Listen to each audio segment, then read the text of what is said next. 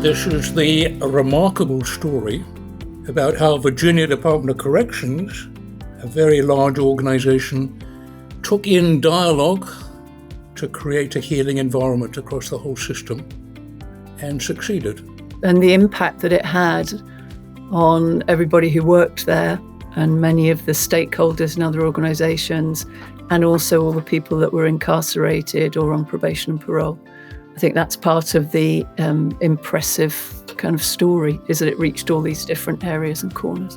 And I will just add to what Jane has said about the impact that it has had. I'll just add a word to that, and that word is the lasting impact that it has had, because as we can see, that impact continues on.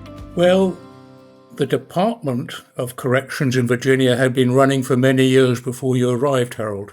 You came 2010? Exactly. I came in November of 2010. Why did you take the job in Virginia? What was it about Virginia that led you there? The reason I took the job in Virginia is because I was in a different state prior to Virginia, a state that was not that interested in supporting reentry. That is the resettlement or reentry of inmates back into the community. The governor was all supportive of it, and that's why he recruited me to go to that state. But once I got there, we ran into roadblocks with the legislature, and they were not interested in putting resources towards the type of programs that are necessary, in my estimation, to facilitate reentry. And so therefore, while in that state, I learned of the governor's race in Virginia. One of the candidates that was running for governor, while on the campaign trail, was talking about the importance and the value of reentry or resettlement. And so I kept my ears tuned to what was happening there. And so I kept my eyes on that race. And so the candidate won, who then became Governor Bob McDonnell. And he was successful. And so I decided I would apply for the job to come to work for him, given his interest in the area that I was interested in working in or promoting. And so that's how my interest was turned towards Virginia. So Jane and I had known you for 10 years before that, perhaps? Yeah, going back to Nebraska. Mm-hmm. I have a lot of respect for you. Thank you. Having worked with you in a number of different roles you've had, you have integrity, you have clarity about your thinking and what you're trying to do, and you have vision. I like working with people like that. Mm-hmm. Also, Jen and I were actively looking for a large system change. Yes, I worked in 4 different systems in my capacity as director, or the capacity as director. Nebraska was the smallest of those. Washington State was the second largest. Virginia was the largest. And Massachusetts was the third largest. And that means 10, 12,000 staff. In Virginia, actually, we had an FTE of 13,000. 13,000. Mm-hmm. 30,000 incarcerated offenders? Yeah, when I got to Virginia, we had right about 34,000 incarcerated. But over the years, that number began to fall for a variety of reasons. But I believe now it's only somewhere in the vicinity of about 28,000 or so right now. But that number has been falling.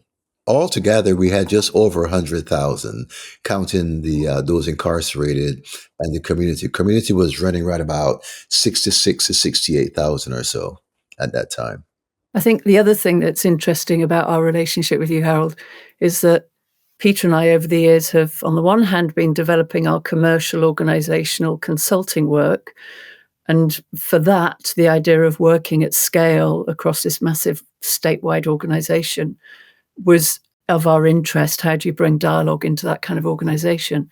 But we also have our roots in Prison Dialogue, the charity, and working over many, many, many years in prisons with groups of staff and managers and incarcerated people, men and women, seeing the impact that dialogue could have to the quality of people's lives. And so that relationship that we had that around that correctional experience was really important, as well as the organisational experience, I think. That being said, I think when you turned up at Virginia, you came because you knew they were interested in re-entry. And I think you had a real vision about what re-entry should look like, that you were looking for somewhere that had the same appetite as you. Exactly. And the reason why I initially invited Peter to come to Nebraska was because of the experience that you have had working in England in the prison system. So that was the difference that I saw in terms of the other practitioners who were available. Peter had that experience. They did not. And that's why I invited him to come to Nebraska.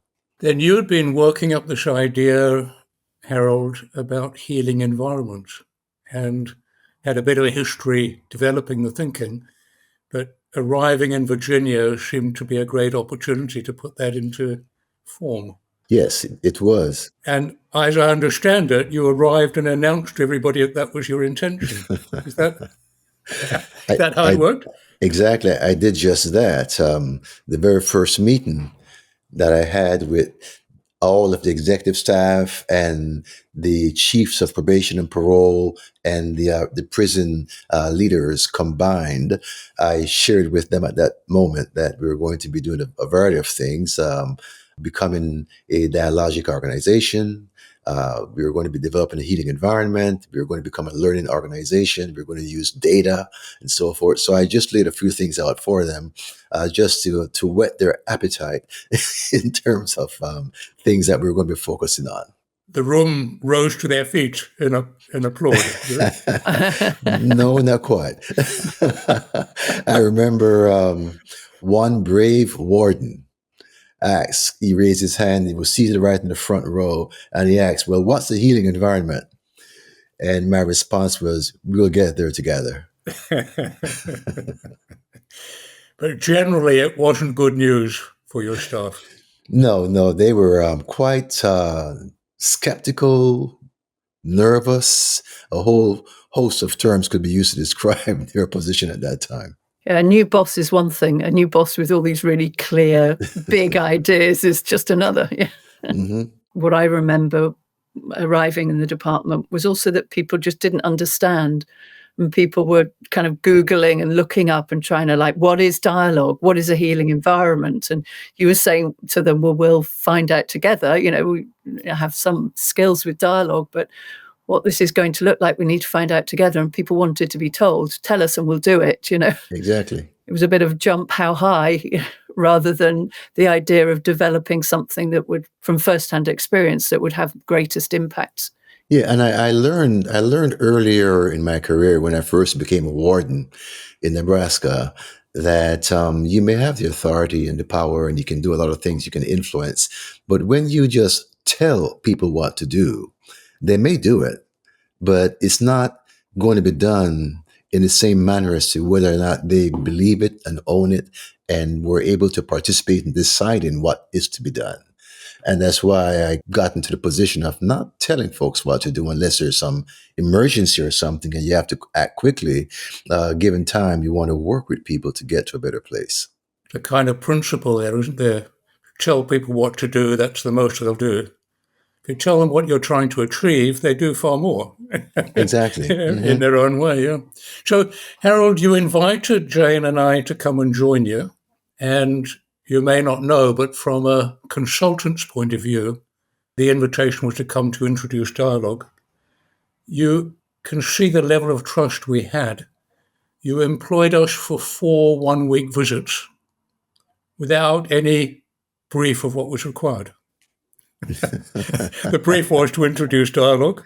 Yes. We had 4 weeks over the year. Each quarter came for 1 week. And you gave us the freedom to think about the best way to achieve that. That was remarkably helpful. You'll be amazed how many people in employing consultants contract with them so tightly that they can't be that useful.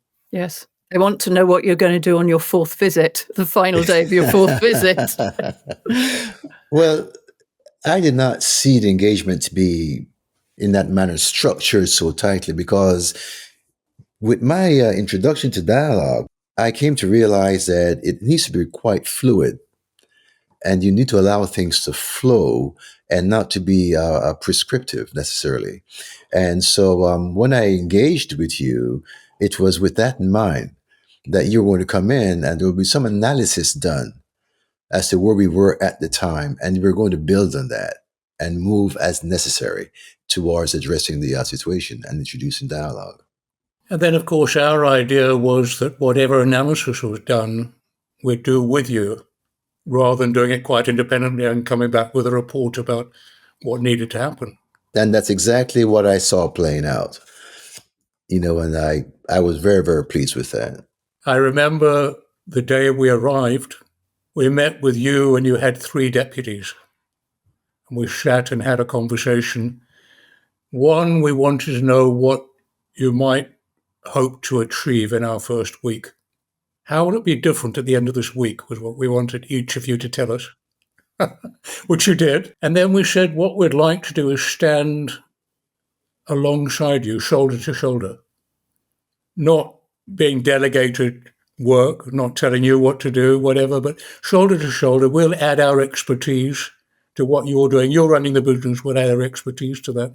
That's right. Again, and I think that's quite unusual because, many consultants are expected to do things for, why would you employ a consultant? They sort things out for you. So we were saying, no, you have to lead this change. And then we engage your next level of leadership from you and your deputies to the next level of your executive team, I think you called them. And then from there to the next level, an extended leadership team. You had to do that work. They had to then do that work with the next level. And we would be there alongside all of you, helping you to do that. Yeah, the idea was to have the leaders own what we were doing. To own it, they had to demonstrate to others subordinate to them that they actually believed in what we were doing and own it and become a part of that change. I think to have the leaders sit back and watch and observe is a recipe for disaster.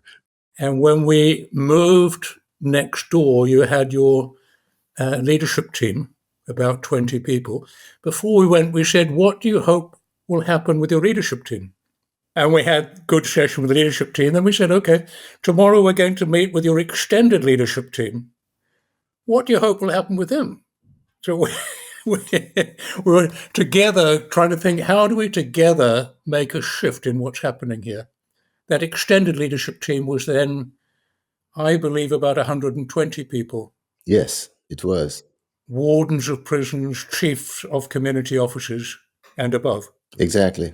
We actually got a lot of the leaders actively engaged in leading on a system-wide basis as opposed to just focusing on something that they've been assigned, like an institution or probation and parole district. They got to see a larger picture and actually play a part in providing leadership for the entire agency.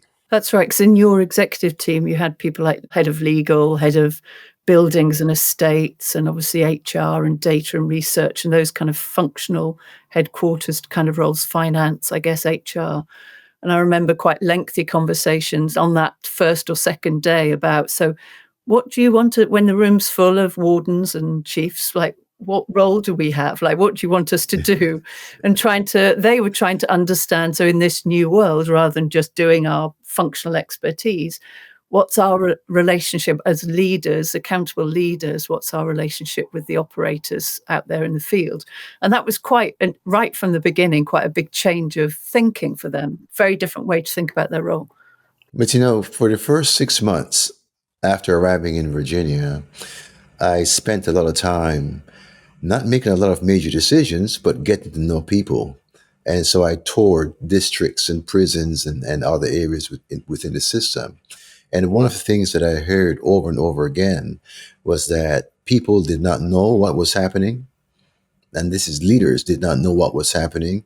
And also they did not have a voice to influence what was going to happen. And so I was reacting to a lot of what I heard from them when I put that team together and structuring that team to make sure that they did have a voice and that they could influence, the direction of the agency. When we met with the extended leadership team for a day, 120, I was thinking, there's a lot of work to do here. They were not a team who knew each other. Many of them didn't know each other very well. They didn't communicate particularly well. But most importantly, I don't think they had any idea of what the whole operation was. No. And my thought was, an organization is a living thing. They didn't know what it was. It's a bit like you think of a three-legged race where two people are affecting each other. This was like a huge articulated vehicles in three-legged races. The staff were driving this 13,000 person organization without knowing what other people were doing, not even what they were supposed to be doing. It didn't all hold together. And I remember one of the first things we did was set up the chain of command. Remember, in the middle of the room, we went from Yeah, I remember that. you at the top end, your deputies, all the way down to the bottom. How do you communicate? And it was clearly very fragmented. It was clear that the conversation at the top wasn't the conversation at the bottom. And also how long that line was. I mean, because in such a large organisation and a kind of paramilitary, when you're in the prison, certainly a paramilitary organisation, there were layers and layers and layers. This was a long line, wasn't it? You know, a lot of good things were happening in the department, but over the years, the department was not evolving in a cohesive manner. Units were evolving separately, and there were improving operations, but within a unit, not within a system. And that was one of the major challenges when I got there, was to convince folks that, you have a major responsibility in a major department, but your department impacts another. How well are you working with them? And they were not. They were really not. We've talked about the size and something about the structure, but also it's a big state, Virginia, isn't it? So this was a big geographical spread. So people coming from out west and out east, I think the width is kind of like the length of England, or maybe even England and Scotland. Anyway, so it's a big state. And also culturally very different. Yes, it is. And Virginia is a very large state. I believe right now the state has still about 8.7 million people. And so it's a very, very good size system. By the end of that first week, I think we were aware of that extent of geography. I was thinking with Jane, people don't have an idea of the whole system. They don't know what their part they're playing in the whole thing. And to find out, they're going to have to talk together, and they don't know how to talk with each other. So the kind of high-level thinking was, we have to work with how they talk with each other to find out what each other are doing, what leadership hopes they'll be doing, what people who work for them are doing. So the whole thing is conscious rather than being so fragmented and broken up. And that geography, I think, then led us to say, well, we'll meet. You had 3 regions, West, Central, East, and we'll meet with each region. So on the second, third, fourth trips, we had just one region plus your leadership at a time, and started working with how we talk and think together. I think the other thing I'd add, Peter, to your description is I don't think people knew that what their primary work was. They knew that they had to work within budget. They knew they had to run a safe prison, or in the community, they had to meet the interests of the judges. But the idea of re-entry and lasting public safety was not on the minds of all of them. Anyway, it was kind of not what they thought this work was about. No, lasting public safety was a conversation that we started later on, because I came to realize, as you were saying, Jane, that they were basically running very safe and secure institutions. Even their supermax facilities were safe and secure. However, they were not focusing on what happens after discharge, when that person leaves. And that's where the conversation of public safety versus lasting public safety being temporary, that takes place while they're incarcerated or while they're under supervision and parole. But what happens after that, when those controls are not in place? And that's where the conversation on lasting public safety began. So then we began meeting with each region. We weren't aware how many hours it took to drive from one region to another. We had them all come to us, Later, when we discovered how far it was, we started driving out west, but 5 or 6 hours or whatever to get to where we met. Still, we had this idea, how do people understand the whole situation? That they're together have one objective. And we designed what we called an offender resettlement journey. We placed the system in the room so people would see the whole system, see maximum security at one end, see lower security levels, see a prison gate, a few chairs and a tape on the floor, the gate was, and then the other side, all the community people and what they were doing and so on. And then to bring it to life, we invited offenders who had been in your system to come and walk that journey over an hour or two, to walk from being sentenced, being supported by probation, being imprisoned, going deep into the system, working their way back out and coming out again. And the whole idea was to see all the staff are working on one thing, that these journeys are successful. And also, they were invited to bring family members with them as well.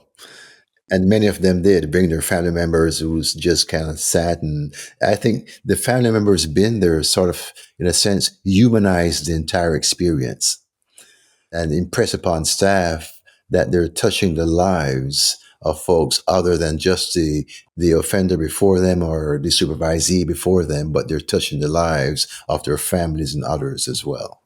It evoked quite deep memory for people. Yes, it did. Like I believe that many of the things that we did were quite impactful. But I think the offender resettlement journey, I can kind of think stands out because people got a chance to sit back and observe the process play out and realize the influence or the impact that they can have in this process and how they touch the life of another human being. And I think that really sat well with a lot of people. I think, Peter, you said something about awareness and people not being aware of, in a way, how they sat in the organisation.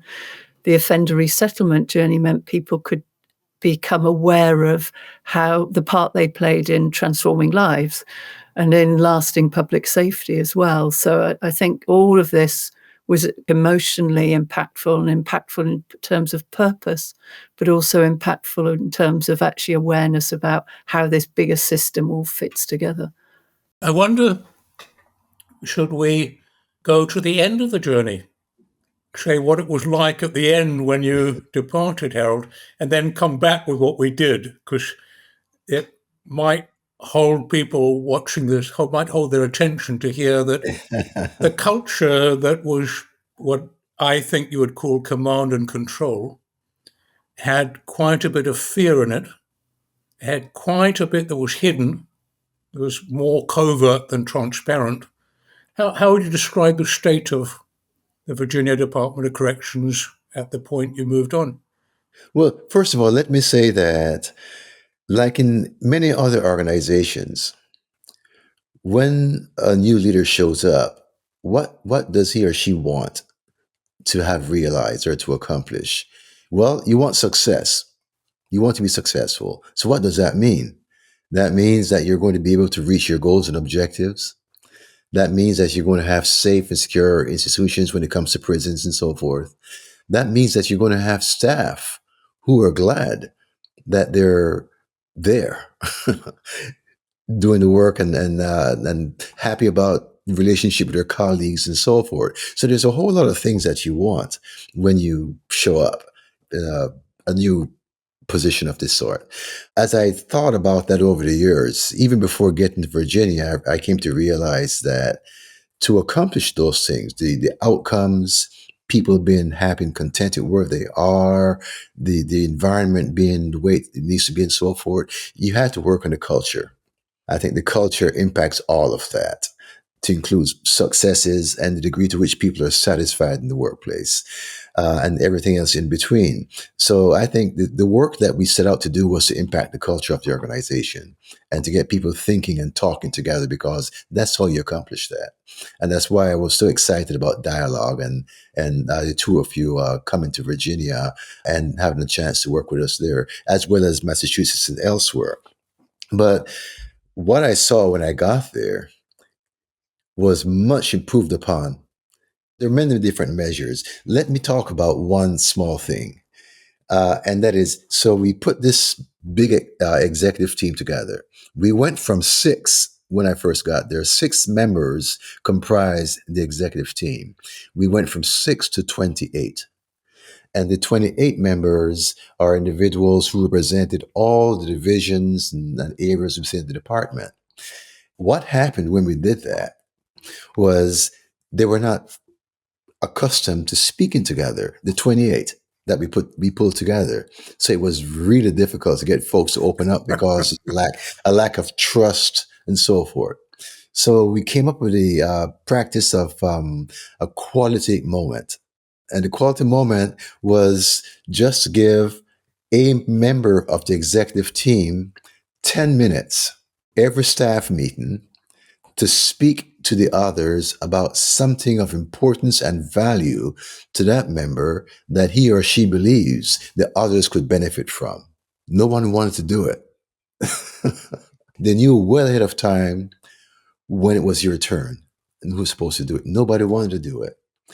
So I had to do it the first time just to model for them. That became so popular that they went from not wanting to do it to wanting to put PowerPoints together to do their presentation and wanted to take up to 30 minutes on occasion to do it because we went from not wanting to communicate to wanting to just talk forever.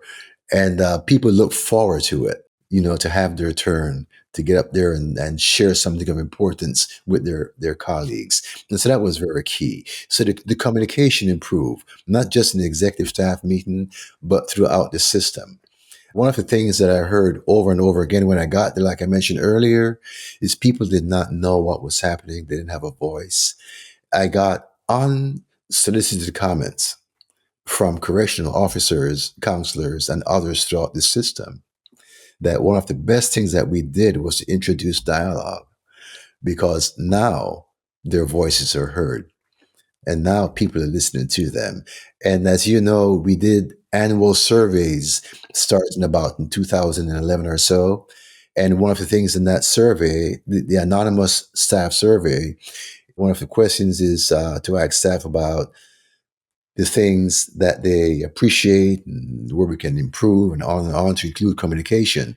And they always hit on the importance of communication, the progress being made there, but also they touch extensively in support of the introduction of the healing environment concept. Those are the things that really, really stand out. But then there are other successes realized. For example, there's our rate of recidivism. The rate of recidivism, which is measured on a 3-year basis, a 3-year cohort, that continues to improve. Our focus on long-term public safety, which was facilitated by being able to think and talk and learn together, that just continues to get better. I just got word last week that now we're still leading the nation with the lowest rate of recidivism, which is now set at 17.6%. And that just continues to fall, and that's a representation of lasting public safety. And they're people, I think, who were released in 2020, and then they're tracked for 3 years. Exactly. And so the recidivism rate, having been released 3 years ago, is down at 17.6%, which is the lowest in the country. Yeah, and for the last 11 years or so, Virginia has either had the lowest or the second lowest rate of recidivism in the country, and has been the most consistent of all the states. And the only one to take on dialogue thoroughly. Exactly.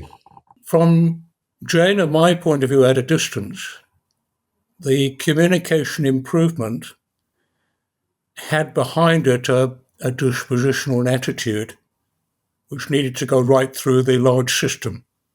So when you say, for example, people wanted to have a voice, at first they found speaking up was more dangerous.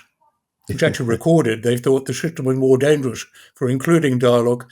Like they wanted to be safe when they said something and didn't know whether they would be or not. But having a voice is not just that I'm happier at work, it's that better decisions are made. Exactly. If you're making a decision and you only have 2 or 3 people making input, you miss half the intelligence in the group. So there was a lot of intelligence in the system that just wasn't being heard. So it's not just that communication improved, it's that participation in decision-making changed significantly. In a way, the transparency became a big thing, the openness to think about what was required, and the attention on, I think, by the time dialogue was well up and running, you could talk with many staff who would say they're in the business of changing people's lives. When you arrived, I don't think anybody was saying we're in the business of changing people's lives. I remember when that phrase was first used. I was speaking to a group of middle-level managers, and they were all gathered at headquarters. One of the comments that I made was that we are in the business of helping people to be better. And that resonated with one of the members in the group. And that person brought it up later on and talked about the impact that had on her as she sat and heard me make that comment. And we decided to isolate that statement and publish it all over the place. And it really caught on. It really helped people understand very clearly what we're trying to do. As we speak about helping others, we clarified that we're not just speaking about helping supervisees and inmates.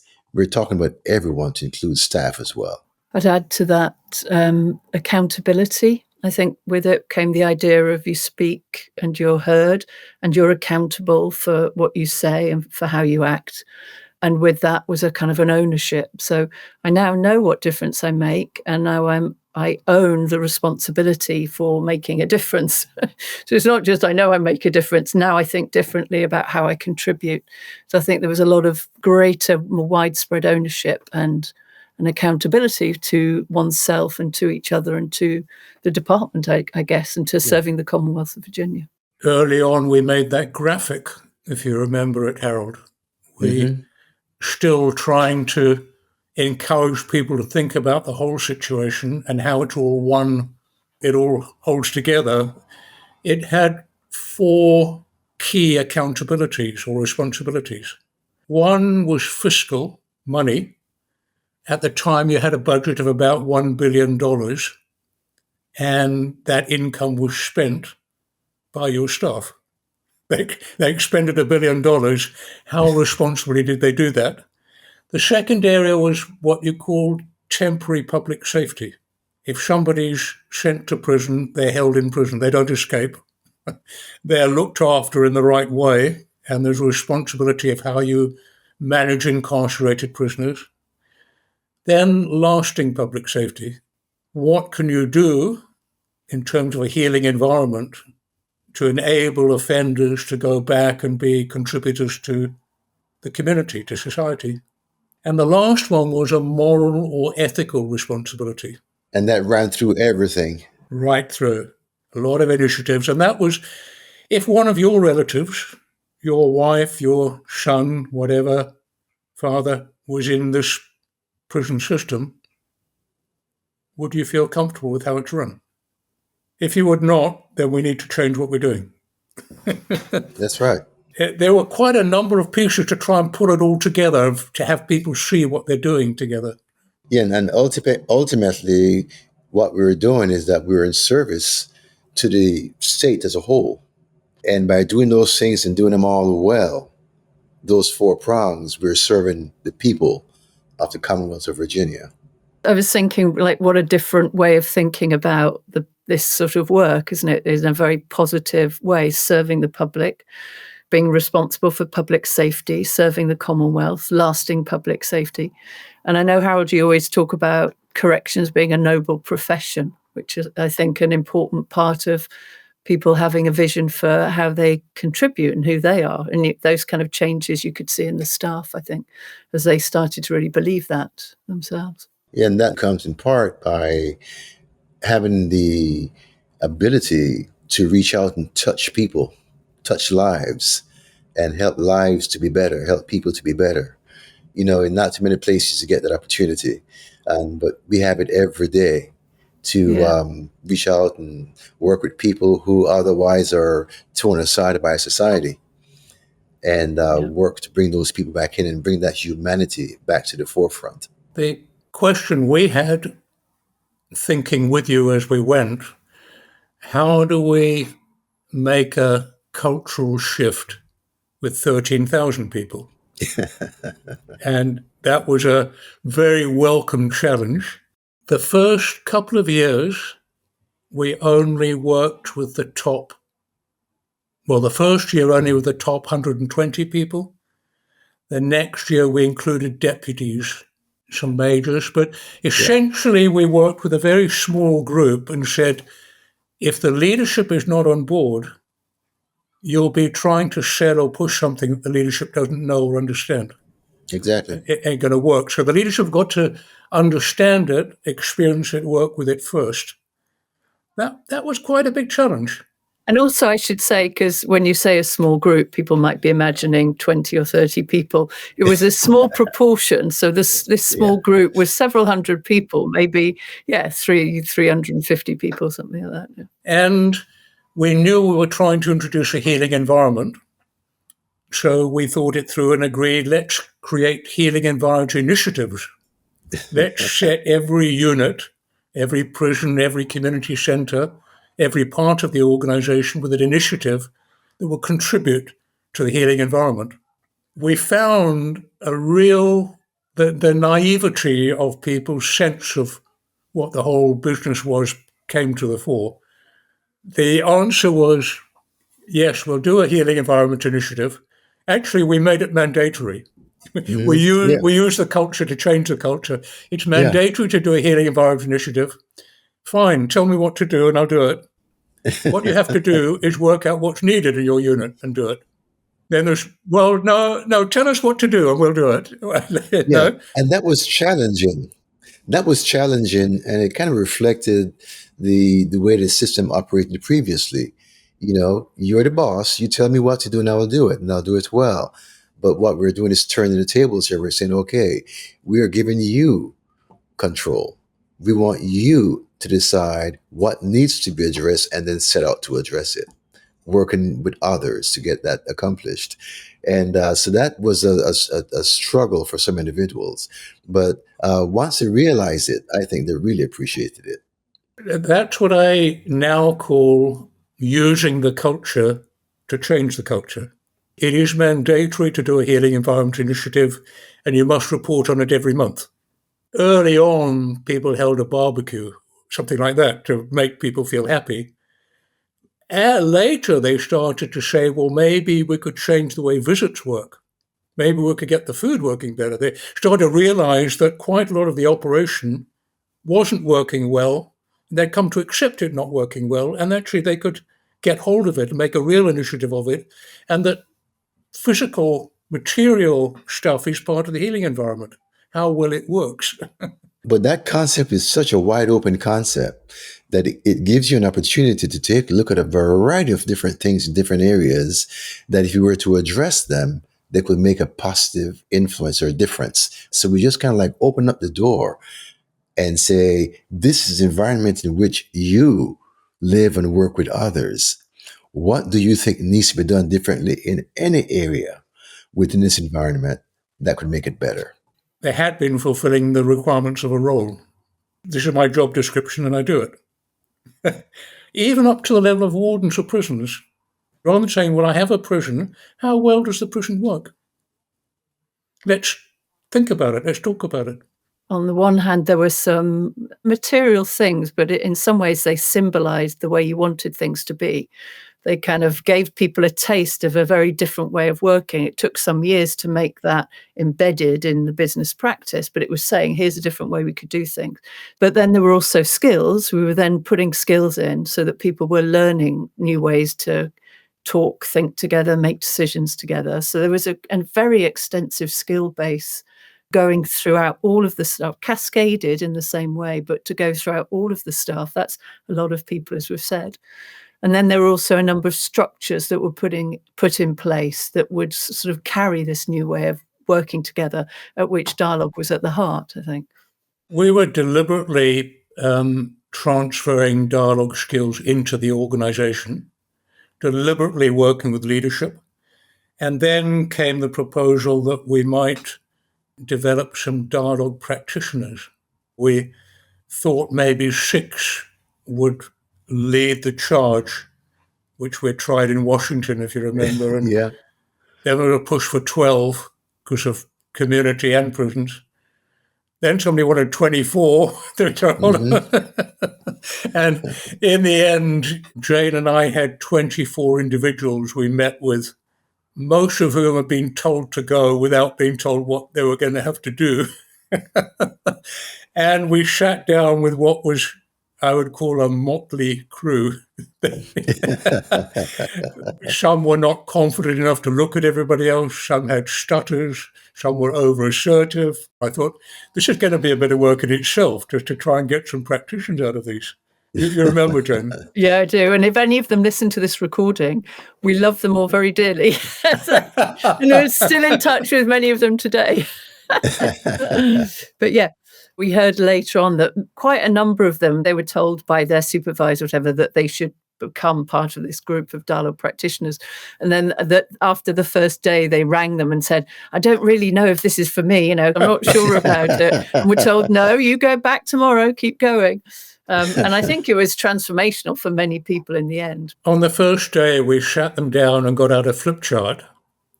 And we said, there are a lot of initiatives going on in the Department of Corrections. First one is called the Oneness Agenda. This is, Harold, where you brought together community and prisons. Then we had learning teams. We had this, we had that. It was competitive to see how many initiatives you could find. We got about 20 of them on the flip chart. That was what led into the graphic. Serving the Commonwealth of Virginia graphic, yeah. And the question was, what do you think all these 20 things are trying to do? Silence. They're all separate initiatives. I've done some of them, not others. But what do you think they're trying to do? That's what formed the understanding that dialogue practitioners were there to help people talk and think together, to be open, participatory, transparent, and make a difference to how decisions were made, how things moved forward, what you attended to, what you chose not to do, and so on. We didn't march them up and down the parade ground, but we did march them around and round in their heads a bit. And Jane and I designed and wrote what we called a dialogue skills training, which was a one-day session that put in the chain of command, it put in the different dialogue skills, it put a whole lot together. And we sent them out after probably a couple of weeks. Yeah, not many days. They might have had 4 or 5 days training, and we sent them out to go and meet groups of people and deliver this dialogue skills training with the warden or chief or manager or whoever there as well. And they were very, very nervous. And when we met with them 3 months later, they were ecstatic. Like, it works. Yeah. Everybody had a story of, a particular member of staff who walked into the room at the beginning of the day and, oh my goodness, they were there. I was really worried. But then talking about how that individual transformed, that kind of influential, difficult, cynical individual transformed during the day just through going through the training. It's great. There are many, many stories out there, and I'm still hearing them. Just recently I went to a golf tournament that the department put on. And so I went back to it and I played, and I got a chance to speak with staff from different levels throughout the department. And they all wanted to talk to me. They all had something to share. And I was hearing stories about transformation, and people want to say thanks for the impact it's had in their lives. Many talked about dialogue, and the transformation actually saved their careers, because they were going in a downward spiral or going out the department. And this all changed the trajectory for them. And so it was very refreshing to hear that. Now, this was the leadership largely having a sense of what's involved, and then the dialogue practitioners meeting with groups of 15, 20, 30 people. And they thought they were teaching dialogue skills, because it was called a dialogue skills training. What they were actually doing was getting in the room people from different levels of hierarchy, different parts of the organization, and getting them to meet each other, understand each other, talk and think together. That was an active part of pulling the conscious awareness of the different systems, opening them up. And that's really the engaging the organisation as a whole with dialogue. So from maybe 350 people, now we're starting to get right deep into the large organisation. You need a lot of practitioners to do 13,000 people in little groups. And somehow our practitioners thought they had to do it in 1 year, which was a physical impossibility. Well, and also they, of course, were all doing they had other jobs. So were a probation officer or working in a prison or whatever. And they were doing the dialogue practitioner role at the same time. Yeah. Yeah, and as you may know, by the time that I retired, I believe we had 275 dialogue practitioners certified in the department. One of the things that I really appreciated about all of that was the energy that you could feel in a room when you walk into a session where they were actually together doing training and teaching or whatever they were doing. The energy was palpable, and I really appreciated that. Now, this is where you see it takes some organisational savvy to do what we achieved. Because if you said, well, if you have 270 dialogue practitioners, that's a lot of salary to pay, 270 people's salaries. 275. In actual fact, not one of them had additional salary. They all had full-time jobs and were part-time dialogue practitioners. The skills they learned, their visibility and so on, helped their careers immeasurably. All of them, they kept getting promoted because they were more capable, better at handling things. But if we hadn't have thought through how to do that, we couldn't have succeeded. No. So you've got to have the financial savvy to say, how do you build an understanding and expertise across a large group? How do you pay for that? Not necessarily best to employ full-time people in the role. And the other thing was, by the time there were 275, there were a lot of dialogue practitioners that we had not trained, Peter. We maybe met them once in a while when we visited Virginia. So this was a sustained program. So as well as having the practitioners who engaged the organisation, the practitioners were brought on within a dialogue practitioner development program that was continually evolving and growing, so that it was dialogue practitioners were being recruited and developed internally. And again, we talked at the beginning of the recording about kind of more traditional consultants and their experience. And normally that wouldn't be a way people would work. You know, you have to keep getting the consultants back to give the input. So we created a very embedded development system as well. Once that was up, I think it was called a Dialogue Practitioner Development Program. Yes, the DPDPs. Trying to create the structure within the organisation so that Jane and I could go away and still there would be more dialogue practitioners developed. People leave. I mean, I think probably you had 7-8% of your staff leave every year. So you have to have a generator to create more. It also meant we could start to put dialogue to work a bit. So first you get to know each other, you find you can communicate differently. Then you find you can talk to a more senior person about something you think could be helpful or shouldn't be done or whatever. And then we introduced what we called coaching, a dialogic coaching training, if you remember. This was getting at more stuck situations where people don't just change by chance. Sometimes there's a very good reason why they're not changing. And you can't just discipline people or fire them. Yes. Yeah, the coaching was all proactive, you know, trying to get out ahead of the curve and work with people and help to develop people and encourage people and move them along, as opposed to sitting back and waiting and watching and then saying, okay, I'm going to hold you accountable to this process for not doing what you should be doing. Now, we can't make this recording without mentioning Dave Robinson, because he was critical in using the culture to change the culture.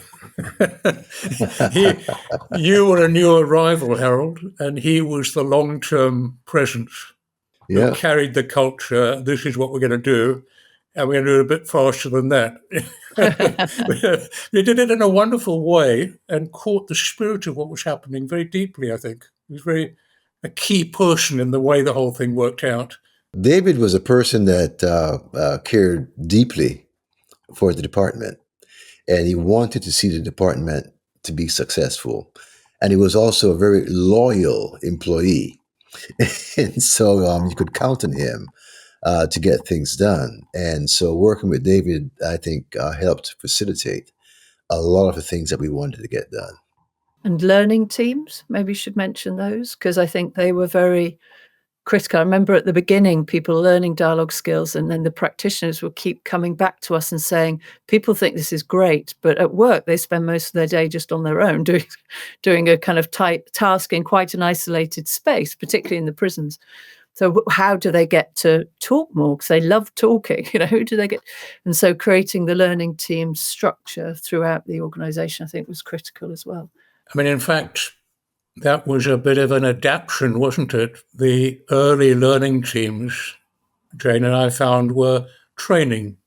They were training people with a set pattern of trainings. Yes.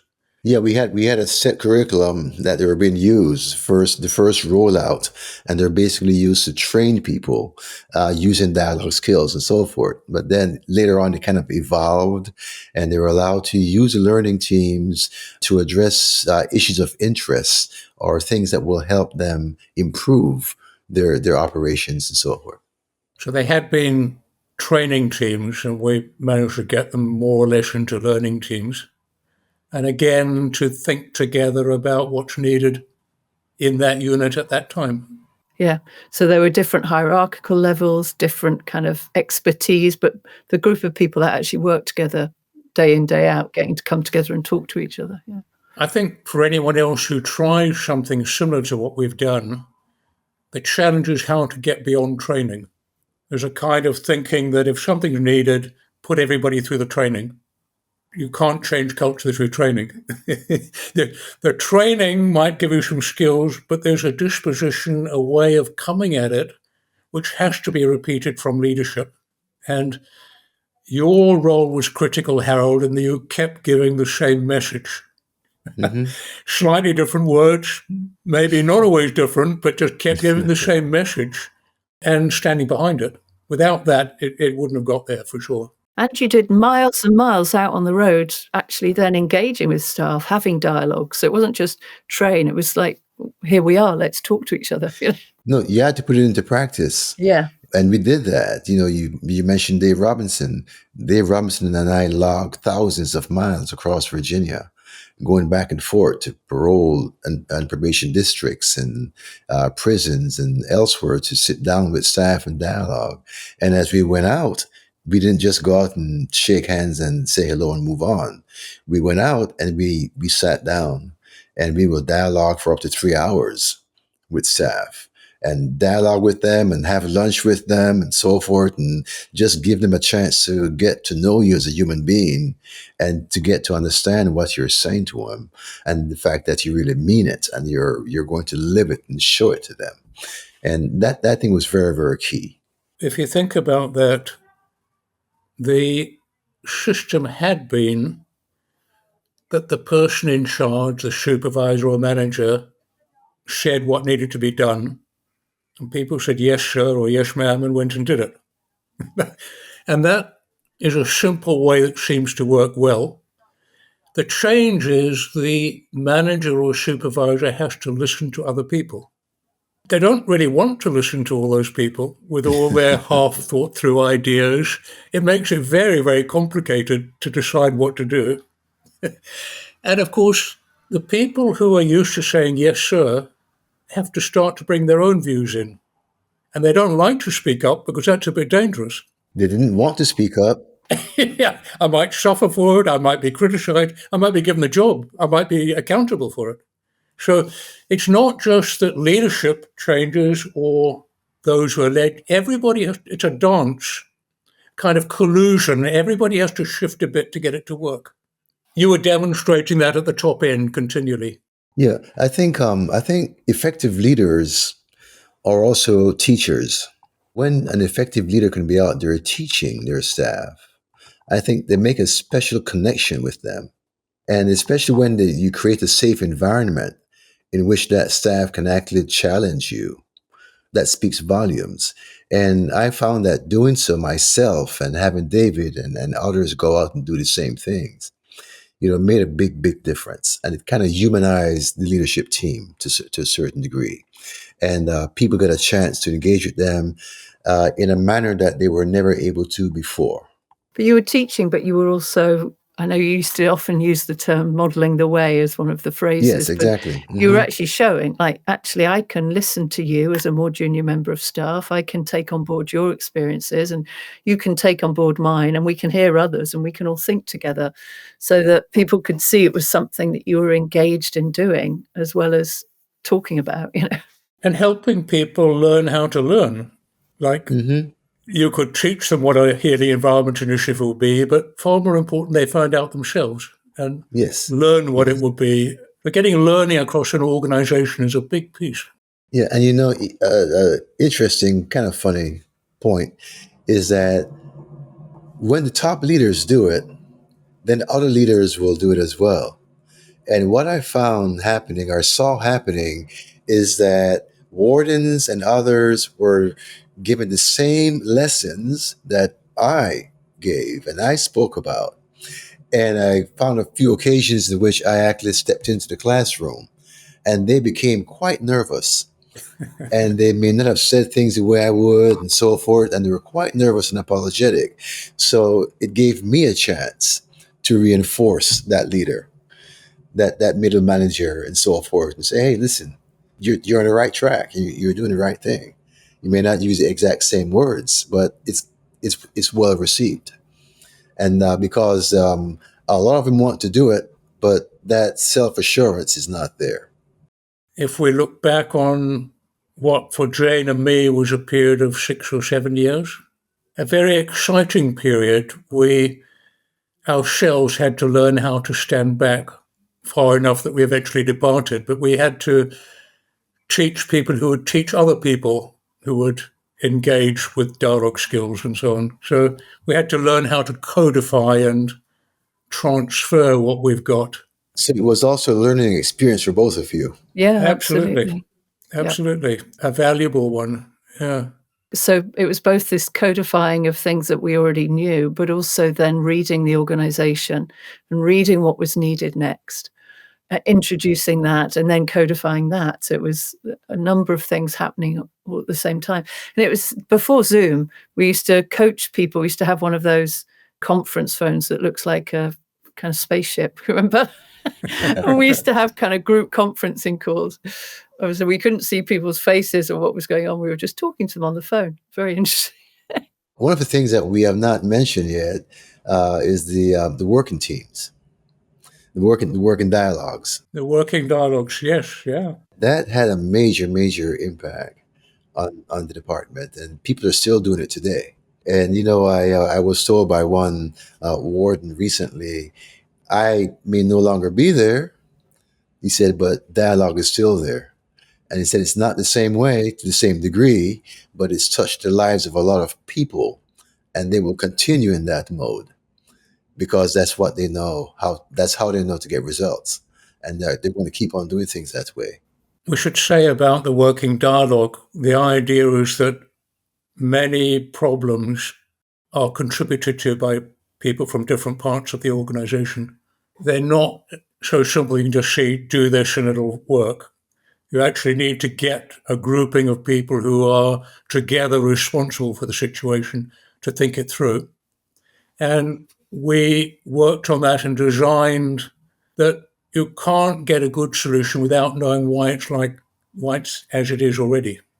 So understanding how it's now working tells you a lot about what you can and can't and shouldn't change. So we made a structured process, designed a structured process. Because you're a structured organization, you could track where you are, had 5 stages, gates on each of them. How is it working now? What do we want? Which is not so obvious at the beginning. Yes.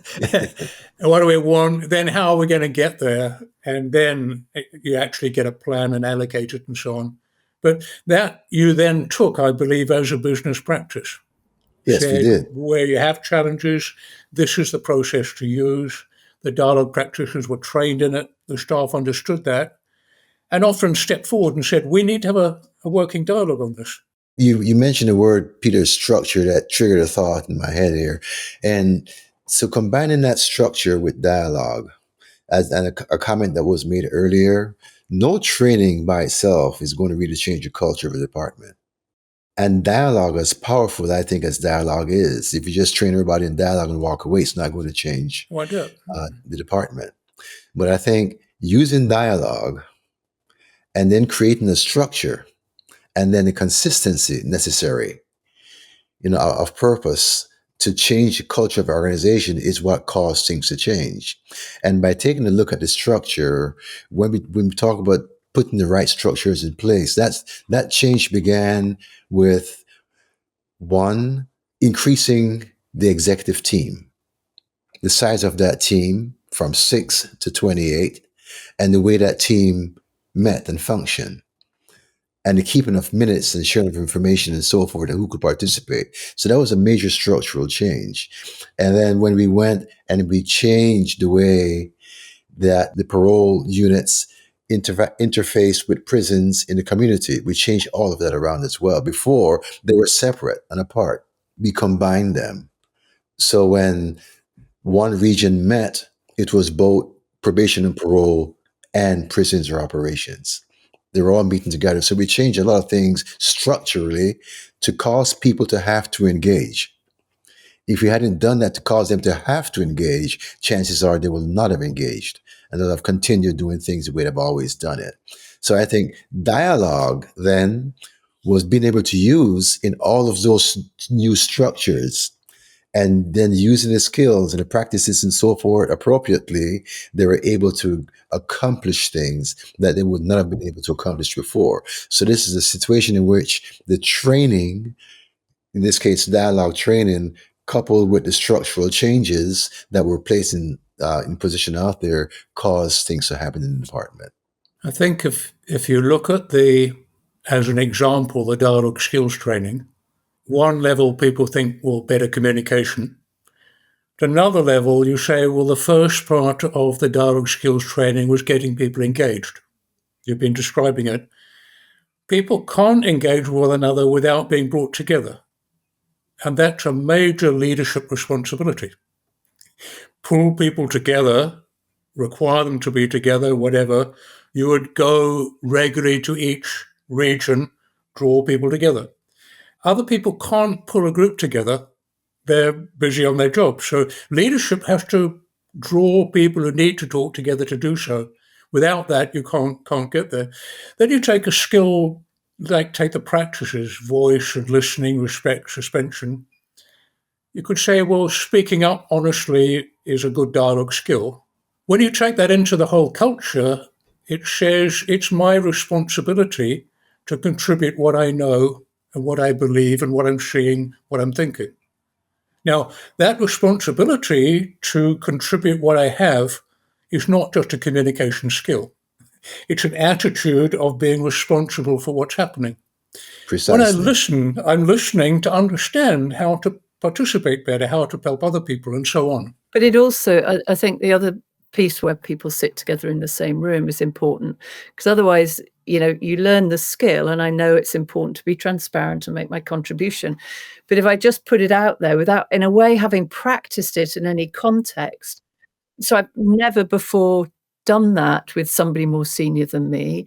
And I know it's a good idea, and I've learnt this skill called voice, but whereas actually if I've sat in a dialogue with the director, with the chief of operations, whatever Dave's title was, and I've done it there, and they looked at me in the eye and they nodded and they said, thank you, then I know I can do it elsewhere. So in a way, the dialogue becomes a little sort of practice ground for all of those skills to be used and for people to see what happens when you do use them. Otherwise, you're just putting them out into the larger organization. Who knows how it will land, actually.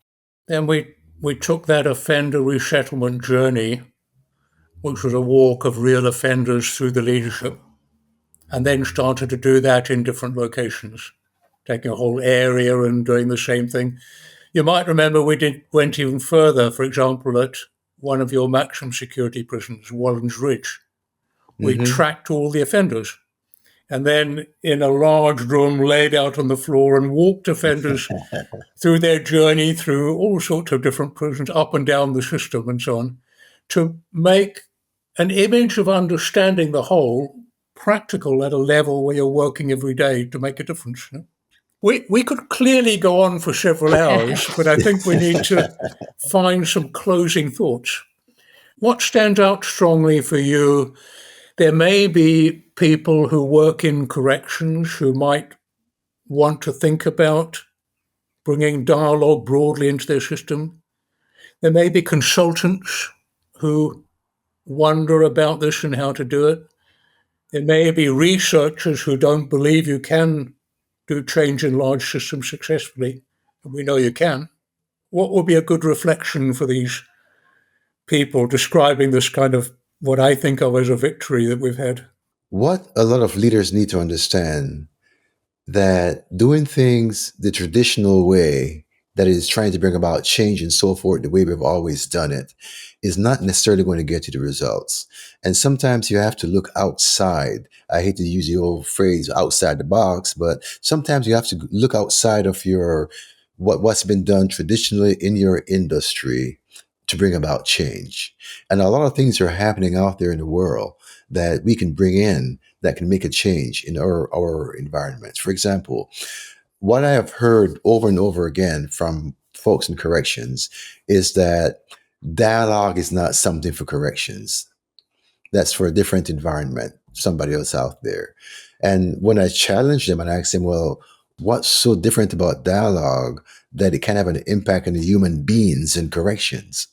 Because dialogue is about engagement between people, and these are people engaging in corrections. Why can it work for them? And it comes down to the fact that it's just different. It's just a change. They have never seen it applied before, and so they don't think that they may want to expend time and resources doing that in that area. So I encourage people to really take a look. And that it's not just dialogue, but it's other tools out there as well that can assist you. Then apply them and try to figure out how you can introduce them, as opposed to saying first and foremost that you can't do it. Try to figure out how you can do it if it's something that's been proven to work elsewhere and something that you think can make a difference. But I think being a traditionalist is a big problem for a lot of folks. Yeah, I was thinking, I suddenly had these images in my mind, one of few senior people, maybe with the help of some external consultants, trying to kind of pull the organization along. And that what we did, we led everybody in the organization. Obviously, there'd be one or two who weren't part of it, but everybody was stepping along together. And that's a huge amount that you can get done when everybody is stepping together to do the same thing. So that's one thing. That kind of image is very different. The other is that sometimes there are kind of change approaches that are more like an exciting event, something. Maybe a training in a way is a bit like that. You do the training and then the training's gone. And what we were talking about here is something that was really embedded in what everybody was doing and sustainable. And then I was also thinking, well, that's in some ways we were trying to do to the organisation what you were trying to do to the ex-offenders, the men and women in your care, people who had been living a particular lifestyle and committing crime, whatever that was, to make lasting, sustainable change in their lives.